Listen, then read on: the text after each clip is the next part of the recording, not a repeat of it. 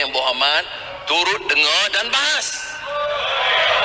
Ini soalannya, mengapa kita halang perbahasan mengenai pemulihan ekonomi sementara pelantikan-pelantikan besar GRC itu terus menerus.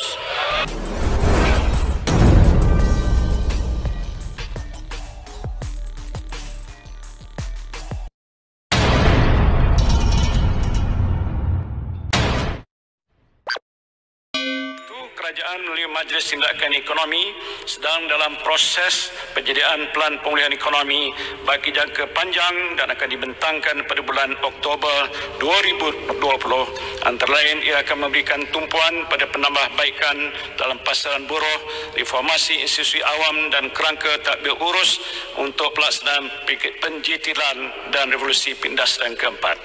Di samping pelbagai langkah yang akan diperkenalkan dalam bajet 2021 pada 6 November 2020, kerajaan juga sedang merangka pelbagai dasar dan strategi khusus untuk menstruktur dan mengukuhkan semula ekonomi dan menangani ketidakseimbangan pembangunan sosioekonomi di bawah rancangan Malaysia ke-12 2021-2025 yang akan dibentangkan awal tahun 2021. Dipersilakan Yang Berhormat Kota Semarahan, soalan tambahan pertama.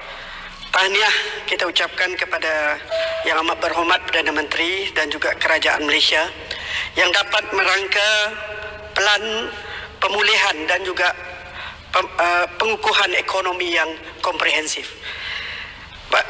Soalan tambahan saya, bagaimanakah kerajaan dapat memastikan semua golongan yang memerlukan tidak tercicir daripada program Jana Semula Ekonomi, khususnya golongan B40 dan juga penduduk luar bandar ataupun pedalaman yang mempunyai kurang akses, terutama akses internet. Terima kasih. Soalan tambahan kedua di sebelah kanan, dipersilakan. Belum. Oh, silakan. Maaf saya. Terima kasih Tuan Ketua. Hari ini hari luar biasa. Terima kasih kepada Yang Berhormat Kota Semarahan. Memang bagaimana yang telah pun saya sebutkan waktu kita melancarkan program prihatin sama ada di peringkat yang pertama ataupun seterusnya, antara perkara yang kita sebutkan ialah supaya tidak ada sesuatu pun rakyat kita yang tercicir daripada program Jana Semula Ekonomi ini, khususnya yang berada di kawasan-kawasan luar bandar, termasuklah di Kota Semarahan ataupun di tempat-tempat yang lain. Oleh sebab itulah kita telah membentuk apa yang kita panggil laksana, iaitu Unit Pelaksanaan dan Koordinasi Stimulus Ekonomi Antara Agensi. Dan unit ini bertanggungjawab untuk memantau supaya segala bentuk peruntukan yang telah pun kita senaraikan dalam pakej rancangan ini akan sampai kepada semua kelompok masyarakat. Dan saya nak sebutkan di sini ada 53 agensi kerajaan yang berkaitan di seluruh negara, termasuk Sabah dan Sarawak yang terlibat dalam program ini, dan kerajaan telah pun memperuntukkan 11 bilion ringgit pada penerima di kalangan B40 dan M40, termasuklah di penduduk-penduduk di kawasan luar bandar.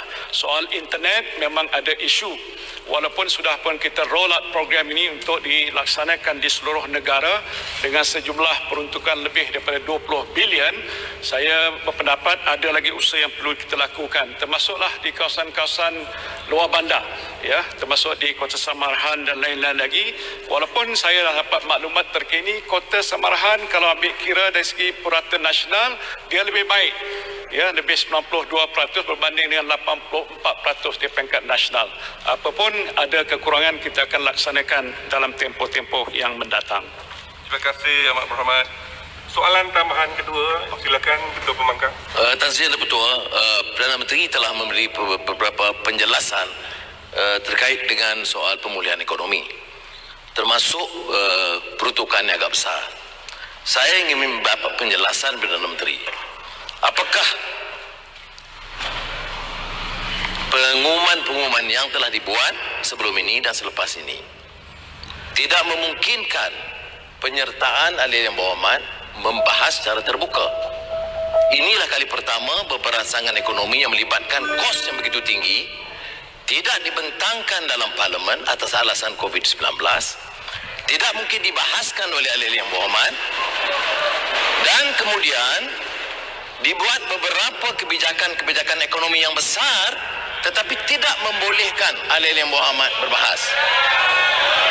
Saya juga ingin penjelasan daripada Yang Berhormat Perdana Menteri, mengapakah dihalang perbahasan mengenai pemulihan ekonomi dan peruntukan besar supaya rakyat dapat mendengar pembahasan, kerana tidak semua yang dikemukakan itu sampai kepada program yang direncanakan pada peringkat awal.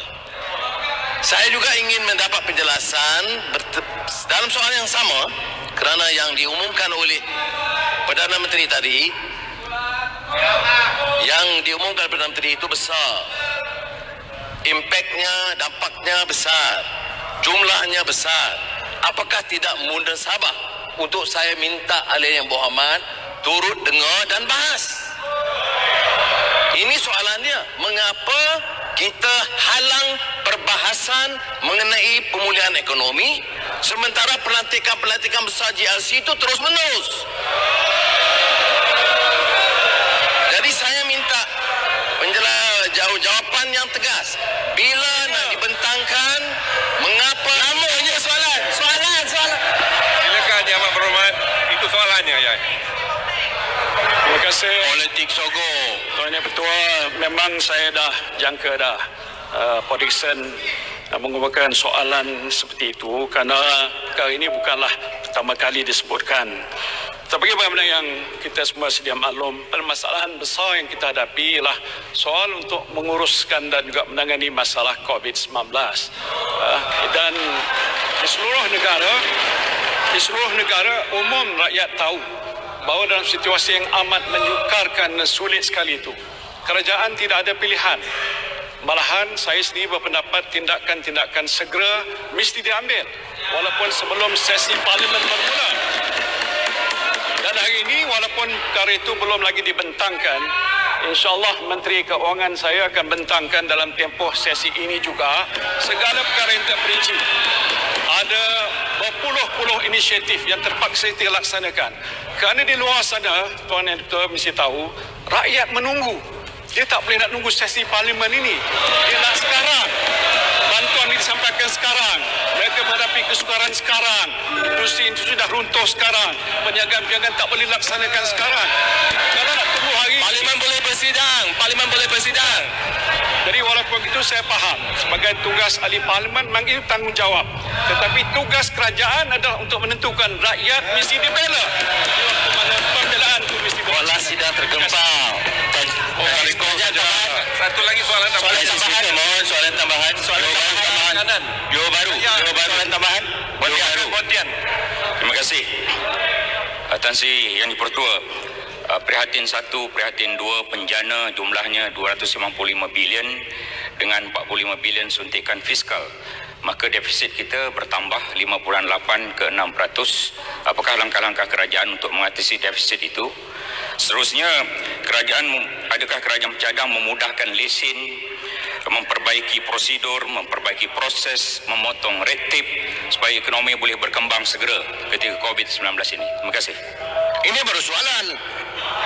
Terima kasih Tuan Ketua. Soalan Pontian itu memang sentiasa berada dalam pertimbangan kerajaan. Waktu kita nak berbelanja, kita tahu ada paras siling yang dibenarkan oleh undang-undang dan juga oleh peraturan supaya tidak kita pecah bumbung dan melampaui had yang telah dibenarkan. Sebab itu dalam situasi yang agak terdesak ni, dan saya kira bukan saja di Malaysia, hampir banyak negara lain terpaksa berbuat sedemikian. Kerana isu pokok ialah dengan COVID-19, hampir ekonomi dunia runtuh. Jadi mau tidak mau kita mencari sumber-sumber dalaman yang ada, bukan luaran, untuk digunakan untuk memastikan supaya keadaan negara ini akan dapat kita bantu menyelesaikan masalah ekonomi dan sebagainya. Soal lesen ini memang kita telah ambil kira. Arahan yang telah saya keluarkan pada Ketua Setiausaha Negara, Tuan Ketua, ialah untuk menentukan di setiap kementerian Kalau ada perkara-perkara yang perlu disingkatkan prosesnya yang bertingkat-tingkat supaya tidak menyebabkan kelewatan kelambatan, keputusan boleh dibuat segera oleh pihak pengurusi ini dan juga jawatankuasa untuk menyelesaikan masalah sebegitu supaya dia tidak mengambil masa yang terlalu panjang. Bermakna segala bentuk birokratik red tape mestilah dikurangkan dalam tempoh kita nak menangani masalah ekonomi yang sedang meruncing sekarang ini. Tuan Ketua. Satu lagi soalan, Tan Sri. Tan Sri Speaker, sebenarnya hadkan kepada 3 soalan, tapi tak apalah, sempurna. Silakan, Yang Berhormat Sempurna. Terima kasih, Tan Sri Speaker. Ingin saya nak bangkitkan persoalan tentang apa yang telah disebutkan oleh Yang Amat Berhormat tentang langkah-langkah untuk kita nak memulihkan ekonomi. Kita sedar dan tahu bahawa kebimbangan, kekeliruan di peringkat akar umbi itu agak ketara kelihatan, semakin meningkat kala tuju. Dan bantuan yang dah pun diumumkan. Dan saya amat setuju, sepatutnya perkara ini kita bahaskan. Kena kalau Dewan Dagangan Negeri Sabah boleh bersidang 3 hari dan kita bahaskan dan kita jelaskan, taxi driver pun kita bagi, lori driver pun kita bagi, dan ini merupakan perkara pertanggungjawaban kerana jumlahnya agak besar dan rakyat kita nakkan pastikan bahawa mereka tidak ada dalam keadaan kekeliruan. Namun demikian, saya nak bertanya dengan Yang Amat Berhormat Perdana Menteri tentang walaupun tadi disebutkan kebimbangan saya tentang pengangguran yang agak besar. Kita di Sabah ada banyak syarikat yang tutup, bankrupt. Hotel pun dah tutup. Dan keadaan ini membimbangkan kita. Saya nak tanya by sektor, berapa ke jumlah pengangguran yang telah pun dicatatkan sektor by sektor? Saya tahu ia agak spesifik dengan izin. Cuma saya minta, kebimbangan ini agak menular.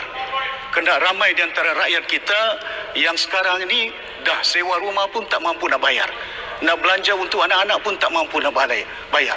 Tapi kalau kita mendengar pengumuman yang telah dilakukan, microkredit contohnya di peringkat negeri Sabah, ada penjelasan yang dinyatakan dah sampai. Dan kita juga nak tahu di peringkat negeri, adakah usaha ini consolidated effort di peringkat kerajaan persekutuan dan juga negeri-negeri yang ada. Kena kita building a nation. Kita nak tahu kerjasama yang perlu kita lahirkan untuk membolehkan pemulihan ekonomi yang ada. Sampai tak sampai tak? Saya nak tanya tentang jumlah pengangguran yang ada di negara ini dan langkah-langkah yang 3 bilion tadi yang dinamakan stimulus package. Will you realize those people redundant, unemployed will be able to recover their job?